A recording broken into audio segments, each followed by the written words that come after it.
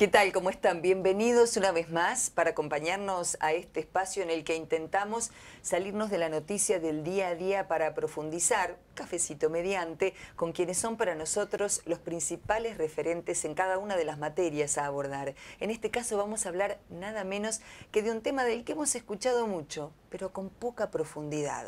Agregado de valor. Estamos en primer lugar saludando a quien nos está acompañando, el ingeniero agrónomo, docente investigador, MBA, José María Ulicino. ¿Cómo le va? Muy bien, buen día. Gracias por estar. No, y por otro lado nos acompaña una dama, en este caso la ingeniera agrónoma Andrea D'Amico, ella es también Master Science. Gracias por estar. Muchas gracias por invitarme. Docente investigador. Docente investigador. Así que me van a poder explicar clarito y para el común denominador de la gente, ¿de qué hablamos cuando hablamos de valor agregado? Primero, ¿de qué hablamos cuando hablamos de valor agregado? Cuando hablamos de valor agregado, hablamos de un montón de temas de mucha importancia para la Argentina, pero quizás que no quedan claros. No quedan claros porque Argentina conocemos de las ventajas comparativas que posee para la producción de alimentos y que tenemos un plan estratégico alimentario participativo y federal que plantea incrementar, pero también agregar valor en origen. Quizás lo que estudiamos nosotros es cómo hacer la mecánica para poder agregar ese valor. Lo quizás primero que tendríamos que plantear, Karina, es qué es un alimento. Porque cuando hablamos que Argentina es productora de agroalimentos, ¿qué es un alimento? Un alimento es una construcción cultural. Diría Harris que primero pasa por el cerebro antes que pasar por el estómago. Elementos que son alimentos para nosotros no lo son para otras personas. Recordemos que en la provincia de Lin, en China, se come perro normalmente, claro, cosa que sería abominable para nosotros. Pero lo que encierra esto es que el concepto cultural para el chino es correcto comer carne de perro y es muy negativo para nosotros. Entonces, cuando hablamos de alimento es una fórmula muy especial donde tenemos la construcción de la materia prima, donde Argentina tiene muchísimas ventajas comparativas, la transformación, donde Argentina realmente en muchos ámbitos da excelencia, pero también tenemos un servicio y un capital simbólico que encierra el conjunto.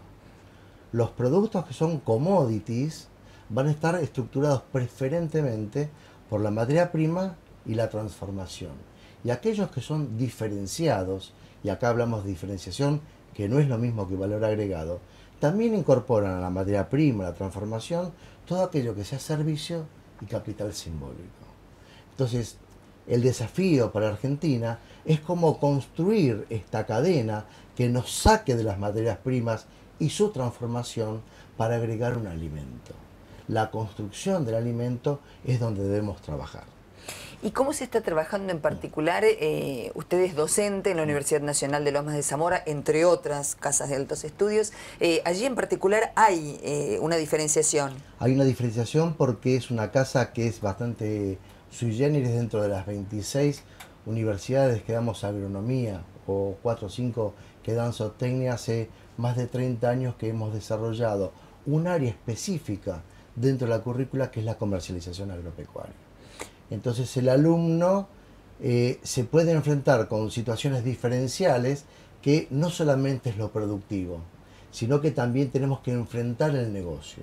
Es por eso que el alumno debe conocer los mercados, debe conocer cuál es el objetivo de su profesión. Por ejemplo, ayer que terminamos con clase con Andrea, se acerca un alumno que tiene una propuesta laboral de un supermercado para ser un jefe de compras. Eso también es agronomía. Entonces, conocer la totalidad del conjunto de las acciones que encierra las ciencias agrarias permite que el área comercial tenga un fuerte desafío dentro del área cognitiva que brindamos en Lomas de Zamora. Es que no termina en la tranquera. Ahí está. Tenemos que pasar esa barrera que parece que los agrónomos o los zootecnistas nada más estamos trabajando en el campo y muchas veces hay que negociar y hay que vender esa producción que hacemos. Entonces creo que es la vuelta de tuerca que se le buscó, es, bueno, tenés un montón de trabajo, puertas adentro, pero también hay un montón y hay un mundo que está puertas afuera. Mencionaba el ingeniero Luisino el tema alimentos. Bueno, ¿qué son los alimentos? Parto de la base para poder continuar con esta pirámide. ¿Y cuáles son las tendencias generales del consumo de alimentos? ¿Se han modificado, no se han modificado? Sí, porque él hablaba de valor social también. Sí, a través de los años vemos que hay una modificación en las tendencias, tanto en el exterior como acá en Argentina, además de los vaivenes que vamos teniendo en lo cotidiano. Tenemos varias cosas que son interesantes. Contame. Sí, básicamente los cambios sociales que han ocurrido van permutando permanentemente la construcción de la mesa de los argentinos. La incorporación de la mujer al trabajo hace que cuando la señora llegue a casa no tenga ganas de cocinar, entonces anda buscando platos que el sistema agroalimentario le debe proveer listos para consumir o que sean de fácil preparación. Y muchas veces los productos tal cual los presentamos no son tal cual. Otra de las condiciones que es efectivamente así. Es correcto, y aparte también lo que se busca muchas veces es que no haya contraposición en estos puntos. ¿Por qué? Porque queremos que el alimento esté listo, pero también queremos que sea natural, no queremos que sea nocivo para nuestra salud, queremos cuidarnos, queremos estar bellas, queremos estar sanos. Entonces, no queremos trabajar, pero queremos que el alimento venga con un montón de otros beneficios. Esta multiplicidad de funcionalidades o atributos que tiene el alimento lo hace sumamente complejo. Entonces, Karina, debemos pretender que cuando los profesionales de las ciencias agrarias producimos alimentos, no solamente producimos algo que nos nutra. El alimento es mucho más allá de la nutrición. Entonces, también tiene que tener una componente social, tiene que tener una componente medioambiental. Por ejemplo, quizás no sea un problema para nosotros, pero en Europa se preocupan que la emisión de gases de efecto invernadero sea baja. La huella de carbono, el trabajo infantil. La huella hídrica. La huella hídrica son temáticas que están incluidas dentro del alimento, que nosotros, diferenciándolo, expresándolo, de alguna forma podemos agregar valor a este alimento. Con respecto a las tendencias, cada vez estamos más en un proceso que es de individuación. Si nosotros podemos analizar qué es lo que pasa en nuestra casa, somos 3, podría haber 3 menúes totalmente diferentes. Es cierto. Porque mamá se cuida, porque papá necesita esto, o porque nuestro hijo necesita de un otro alimento. Entonces, ya no es un plato único que estaba preparado con un gran zapallo, con un poco de osobuco, sino que cada uno de nosotros tiene una fuerte tendencia a tener un menú individual.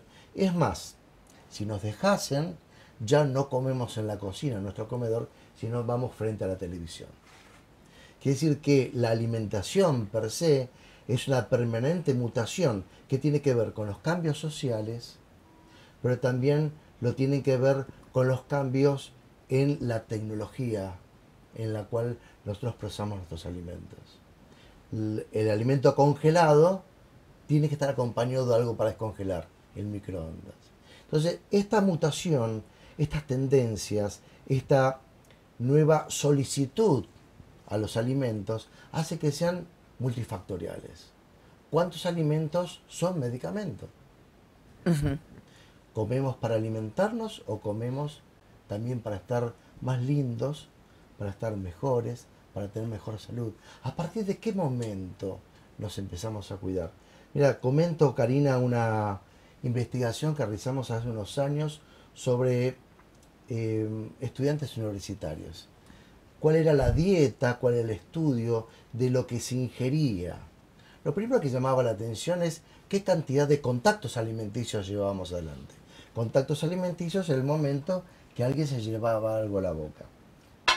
Para Argentina nos daba 5,5 contactos alimenticios promedio. Cuando empezamos a comparar con otros países, nos daba similar en Francia y similar en España. Cuando llegamos a Estados Unidos, era 20 contactos. Entonces, acá se permuta el valor del alimento. ¿No es el alimento también una nueva droga social? ¿No es que los hidratos de carbono también son un ansiolítico? Entonces, todo esto es lo que nosotros analizamos en la Universidad de Loma de Zamora y nuestra facultad. Y por ejemplo, si yo tomara un producto emblemático, ustedes me van a ir corrigiendo y digo las carnes, y vos podrás acotarme a la carne vacuna o lo que fuese. ¿Cómo podríamos comenzar a analizar esto que sería un agregado de valor o el hábito alimentario? Tendremos que primero ponernos a pensar cuáles son los atributos que son valorados en la carne, porque hay muchos que la gente da por sobreentendido que deben estar, visto las cantidades que consumimos en Argentina. Entonces, primero tenemos que analizar cuáles son los atributos más valorados. Eso es una investigación que nosotros estamos realizando en este momento en la universidad, y ver cuáles son realmente los que sí generan un valor agregado y cuáles en realidad la gente no les da importancia, ya sea porque da por sobreentendido que tienen que estar o porque desconoce que vienen con ese alimento. Si tenemos que valorar el que la gente prioriza siempre es la terneza. Es un atributo importante que hay que resaltar, pero tenemos la dificultad de que cuando descubrimos ese atributo, una vez que probamos la carne. Claro. Podemos tener creencias de que el color de la grasa puede afectar o no, pero cuando nos sacamos la duda, cuando probamos el animal. Entonces, esto crea la dificultad de que cómo informamos al consumidor o cómo hacemos que ese atributo sea valorado. Extendiendo un poco lo que plantea Andrea, que nos hace un adelanto de los primeros resultados que hemos tenido, te comento un poco cómo funciona. En el país de la carne, nosotros producimos, transportamos, industrializamos, distribuimos y comercializamos a la carne vacuna como un commodity. Rara vez le damos valor agregado. Entonces, esta percepción hace que el consumidor quizás no demuestre demasiada disposición a pagar por estos atributos. ¿Por qué? Porque sabe que los tiene. También tomo en cuenta lo que plantea el ingeniero D'Amico, decir que nuestro sistema de calidad para la carne es una calidad post-mortem, lo que llamaba un investigador Andre, un producto de experiencia. Lo sabemos post-mortem cuando lo consumimos. Nos estamos dando cuenta, se está trabajando hace rato, pero que nos hace falta poder determinar pre-mortem para que sea un atributo de elección del consumidor. Si bien algunas instituciones se está trabajando sobre esto de la determinación de la calidad, especialmente la terneza, por determinación de colágenos tipo 3, de presencia de alcapastaína, calpastatina, etcétera, etcétera, etcétera, todavía estamos dando vueltas a ver cómo podemos hacer para que el consumidor tenga señales inequívocas. Vamos a tomarte de ejemplo, cuando vas a la carnicería, ¿qué es lo que uno observa para la compra de carne?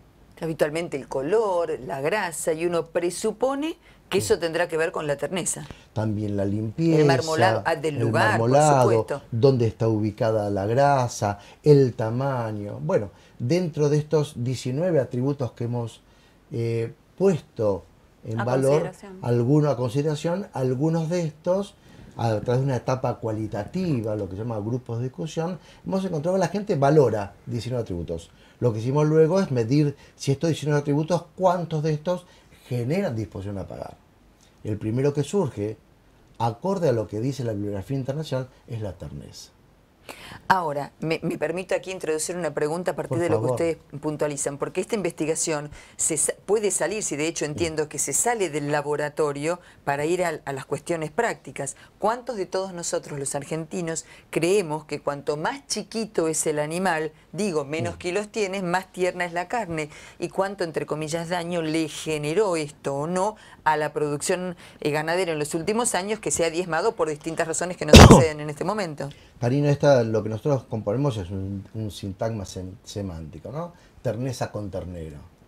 Claro, ahí está. Entonces, esto es una discusión. Vaya a saber en qué momento se nos quemaron los papeles y abandonamos los animales de alto peso para consumir, afectando el stock ganadero a una fuerte liquidación, como hemos tenido estos años, de decir, che, tenemos que comer chiquitito porque esto es tierno. La verdadera terneza tiene que ver con otros elementos. Deberíamos evitar comer el animal con la res en el punto máximo de rigor mortis. Los argentinos somos excelentes cocineros porque cuando empezamos a trabajar nuestras carnes a través de un asado, a través de una cocción, empezamos a trabajar en un proceso proteolítico que permite que estas proteínas se pongan tiernas. Pero tenemos mucho que trabajar en la maduración de las carnes, en la comunicación de la terneza. Nueva Zelanda, Australia, tienen sistemas de comunicación a través de las estrellas.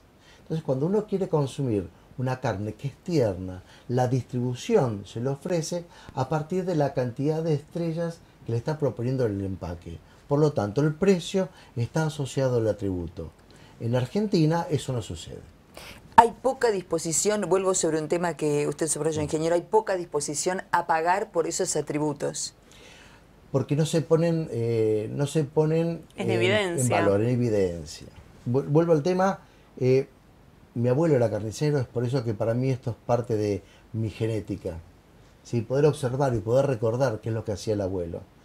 Cuando alguien venía a la carnicería del abuelo, que eran las viejas carnicerías de la Negra, venía doña Lola de la vuelta y le pedí una solución a mi abuelo. ¿Qué puedo hacer hoy? ¿Qué puedo hacer hoy? Entonces mi abuelo, de acuerdo a lo que tenía, que también es un tema de la distribución, de lo que tenía le ofertaba algún tipo de solución. Pero, ¿qué es lo que ve cuando hoy nosotros vamos a ver? ¿Qué es lo que vemos? Vemos sangre, tenemos olor, tenemos el producto que es mudo. Claro. Porque comunicacionalmente no nos aporta nada.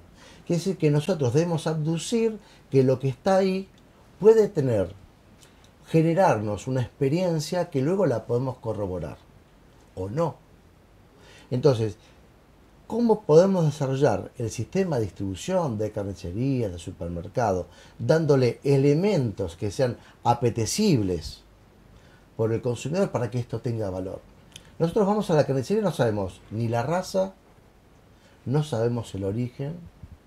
Por el tamaño podemos deducir la categoría, pero son todas incógnitas, Karina. Y hablando de la tendencia, que fue una de las primeras preguntas que hiciste, es nosotros tenemos cada vez menos tiempo. Entonces, antes buscábamos la solución en la carnicería de barrio, pero ahora hay mucha gente que compra en las grandes distribuciones. Entonces, la recomendación que antes era de una persona que, según la confianza que tenía, era lo que te decía, ahora es una etiqueta. Y en esa etiqueta, la gente muchas veces no se detiene a leer toda la información o falta información. O no tiene capacidad de entenderla. Claro, correcto. Entonces, ¿cómo hacemos que todos esos atributos sean valorados o generen una disposición a pagar si no hay un feedback con el consumidor? Como ejemplo, perdóname, no, por favor. Ejemplo porque es que me viene a la memoria, una vez desarrollamos unos grupos de discusión, estas técnicas cualitativas exploratorias para poder saber cuál es la voz del consumidor, y una señora se acerca y la pregunta era ¿cómo sabemos si es tierna?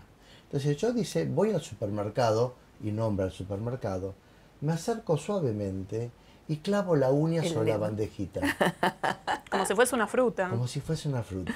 Vos fijate que ante la falta de información, ¿cuáles son los elementos predictivos que está utilizando el consumidor para saber qué es lo que está llegando? Pregunto, ¿y el etiquetado, tal como ocurre en otros países? Usted citó el caso de Nueva Zelanda, pienso en Estados Unidos, en otro orden, más que nada en otro tipo de productos, más que nada en los farináceos, ¿no? Por ese etiquetado tan puntilloso que tienen algunos productos, ¿puede ayudar o el consumidor necesita otro tipo de información para luego poder leer esas labels, como le dicen, ¿no? En Estados Unidos. Los labels son de mucha información, especialmente porque el consumidor cada vez está más informado y necesita saber qué es lo que está consumiendo, porque también hemos encontrado enfermedades que provienen de ese alimento. Los alimentos son nuestras medicinas, pero también pueden ser nuestras enfermedades.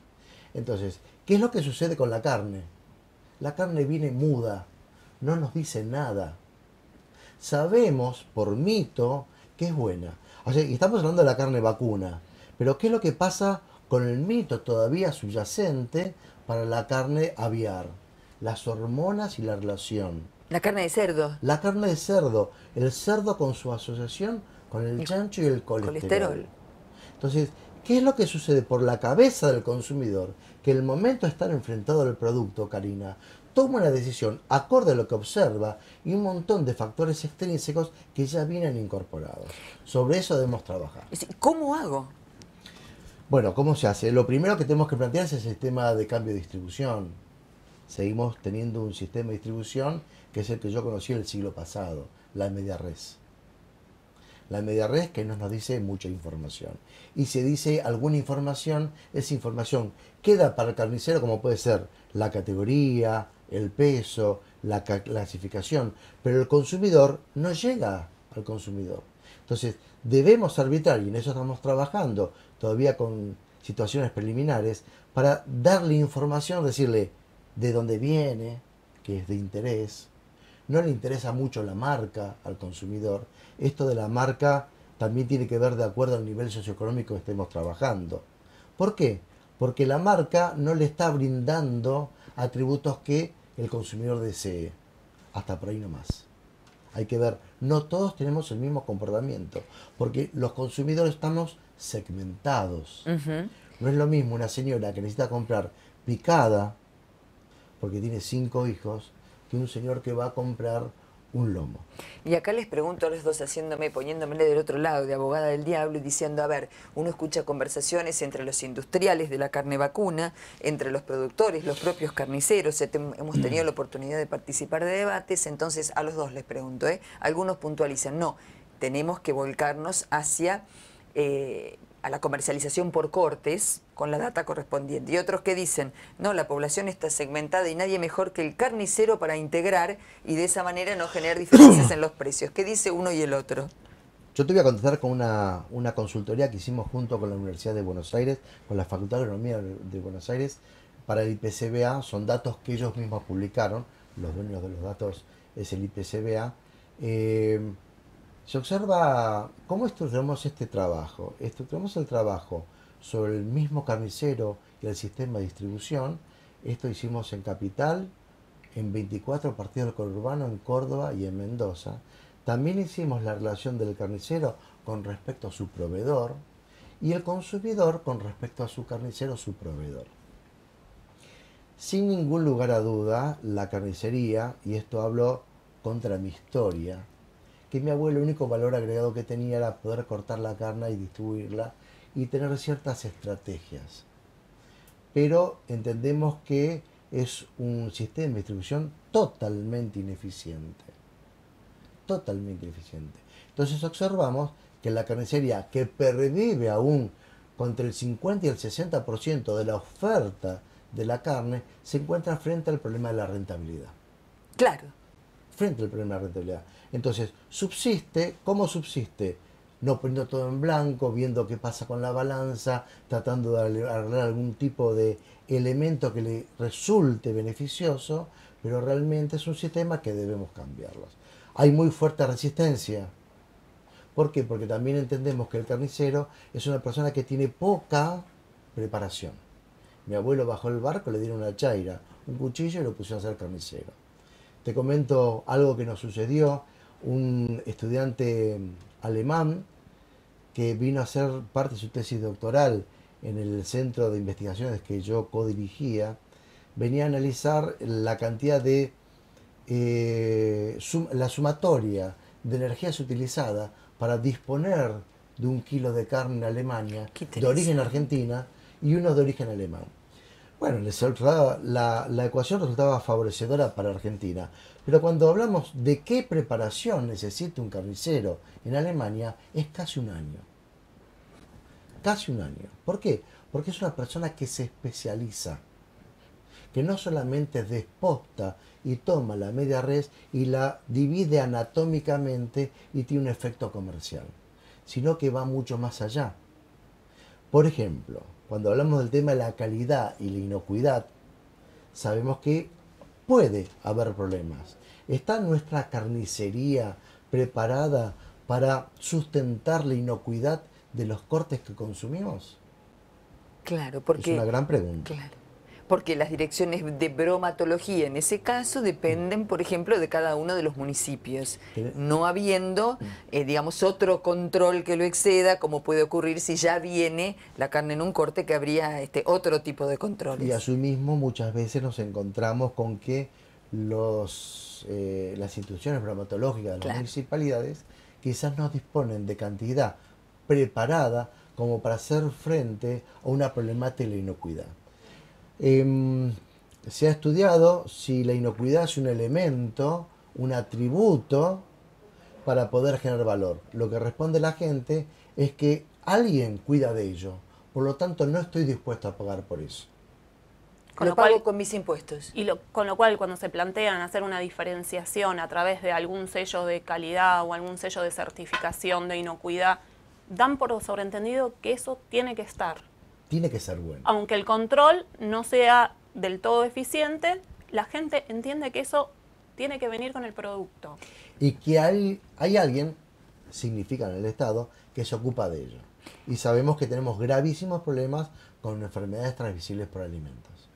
Ingeniera D'Amico, usted tiene contacto permanente con alumnos, tal como el ingeniero Licino. Y ahí me interesa, porque tiene alumnos de agronomía, por ejemplo. Frente a estos planteos y a estas investigaciones, ¿cuál es la respuesta de ellos que serán los futuros agrónomos? En realidad es bastante sorprendente porque comercialización les muestra un mundo que en la carrera no se los habían hecho ver.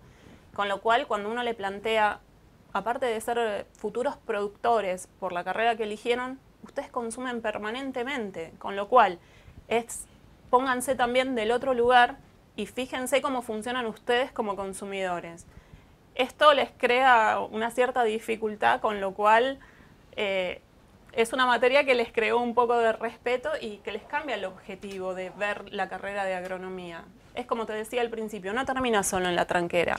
Me encantó ese concepto porque se utilizó mucho tiempo por cuestiones gremiales vinculadas con el campo, ¿no? Salir de la tranquera, pero también tendrá que ver con la tecnología, la investigación. Hay una nueva tendencia cuando hablamos de valor agregado, y es como que está muy de moda. Tenemos que ser el supermercado del mundo, como dicen muchos profesionales, y bueno, el problema es que queda lindo decirlo, pero después hay que llevarlo a la práctica con este tipo de herramientas. Nosotros dentro de comercialización tenemos una parte que es de marketing, entonces intentamos ver cuáles son las herramientas que podemos darle, ya sea a los alumnos o a los futuros profesionales, como para que independientemente de la posición en la que estén, tengan herramientas para poder vender su producto, comercializarlo de la mejor manera, o si se lo dan a otra persona, que, bueno, saber si les están diciendo las cosas como tienen que ser. Y me parece que es un pequeño aporte que nosotros hacemos en nuestra materia. No es menor, comercialización, no es menor de la tranquera hacia afuera, como ella dijo, y me quedé con esto, quizá para algunos televidentes haya quedado como para mí muy marcado, 19 atributos. 19 Creo que ninguno de atributos. nosotros lo contabilizó. Karina, hay muchos atributos que los tenemos objetivamente y nosotros trabajamos mucho sobre una calidad que es la calidad subjetiva. Cuando empezamos a definir la calidad del alimento, nos encontramos que calidad es un elemento polisémico. Cada uno de nosotros puede entender lo que necesita. Claro. Por lo tanto, cuando hablamos de la calidad subjetiva, cada uno de los sujetos puede tener una construcción de la calidad única.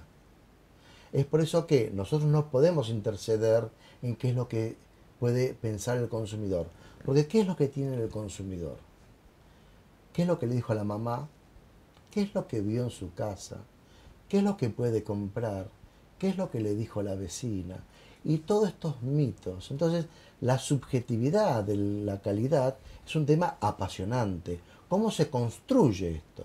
Nosotros lo que podemos tratar de mejorar es darle señales pertenecientes a esos atributos donde cada uno de los consumidores pueda construir su calidad. Por ejemplo, ¿nos interesa el origen de la carne? ¿Es lo mismo una carne de San Luis que una carne bonaerense? ¿Es lo mismo saber que es una Verdin Angus o un Hereford? Todo eso no está. Y cuando nosotros le preguntamos, o alguien le preguntaba a mi abuelo Pepe, ¿qué tal es esta carne? ¿Qué es lo que decía mi abuelo? Jamón del medio. Sí, sí. Porque era su construcción de calidad. Ahora, quizás le vendía el mejor corte, y vamos adentro del hogar. El mejor corte, cuando la señora, nuestra vecina, se ponía a cocinarlo, quizás arruinaba toda esa cadena de valor. Hoy tenemos gente que trabaja la certificación a través de marcadores moleculares para certificar terneza. excelente trabajo. Ahora, si la señora que va a consumirlo y a prepararlo lo hace mal, puede arruinar toda esa cadena de valor. Por lo tanto, tendríamos que tener algún tipo de información al respecto. Y te doy un ejemplo que me pasó, porque entiendo que el sistema de distribución para mí es mi primer laboratorio. Andrea D'Amico durante mucho tiempo en España, ella estudió en España y también trabajó en Italia, se desarrolló el sistema de distribución.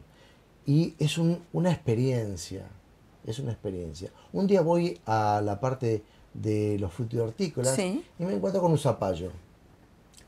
La denominación era zapallo fideo. ¿Qué es? O es fideo o es zapallo. ¿Lo compramos o no lo compramos? O es zapallo, pero ¿se prepara igual? ¿Se prepara igual? ¿Cómo lo tengo que hacer? Entonces, hay muchas de estas cosas que crean que la dificultad de que el consumidor no sepa o se encuentre ante la dificultad de saber cómo lo voy a hacer. Y entonces quizás hay que trabajar sobre la comunicación que se tiene con el consumidor, sobre, como decíamos antes, los labels o simplemente utilizando cartelería en los puntos de venta. Y estos sí son herramientas que vamos introduciendo en el marketing, cosas que le faciliten la vida al consumidor, que no se la complique con cosas raras, distintas, sino que si estas cosas raras, distintas, tienen una ayuda, yo creo que son o pueden llegar a ser fácilmente aceptadas. Tomando la experiencia de D'Amico, es que si yo no tenía un marbete que me indicaba cómo hacerlo, jamás lo hubiese comprado. Pero tampoco es el exceso de información. En Valencia, España, donde los dos hemos estudiado, en algún momento con este tema de el furor de la diferenciación, hicieron una segmentación de la oferta naranjas por porcentaje de jugo. Claro. Y diríamos en el barrio, se pasaron de rosca, porque lo que el consumidor deseaba era saber si era para chupar o era para comer. Era para comer o para jugo, como se dice habitualmente, claro. Una segunda experiencia que tuve en la Universidad de Zaragoza era que un día nos llevan a una empaquetadora de papas. Vaya commodity la papa. ¿Qué es lo que encontramos con la papa? ¿Qué es lo que queremos saber de la papa? Si es buena para hacer puré o buena para hacer papas fritas. Para papas fritas. Estos señores tenían una pequeña identificación, papa para hacer puré o papa para hacer papas fritas. Quiere decir que de alguna forma le solucionaban al ama de casa que ante un sistema de comunicación imperfecto le daban la señal justa para su uso culinario. Ha sido un verdadero gusto poder charlar con ambos. De verdad, cuando planteamos este espacio hace algún tiempo, la idea era salirnos de eso que pasa todos los días para poder profundizar con los que saben en cada uno de los temas, con cuestiones que parecen cotidianas para la mayoría de nosotros, pero que son mucho más profundas. Y me encantaron los ejemplos que ustedes pusieron, porque tienen que ver con esto del consumo cotidiano, de los alimentos, de lo que ponemos a la mesa, y el saber que hay investigadores de la categoría de ustedes que están trabajando en esto nos hace sentir un poco mejor, pues sabemos que están trabajando en mejorar nuestro día a día. Así que ha sido un verdadero gusto que estén acompañándonos. Muchas gracias, Karina, por el espacio que nos brindas para poder difundir lo que día a día, con mucho esfuerzo, se hace en las universidades nacionales. Muchísimas gracias. Nosotros les agradecemos a ustedes el habernos acompañado hoy. Los protagonistas han sido investigadores, docente investigador en uno de los casos, docente en el otro, que trabajan en la Universidad Nacional, en la Universidad Pública, investigan de manera aplicada, para nosotros, para usted, para mí, para saber, por ejemplo, bastante más sobre los alimentos. Gracias por acompañarnos.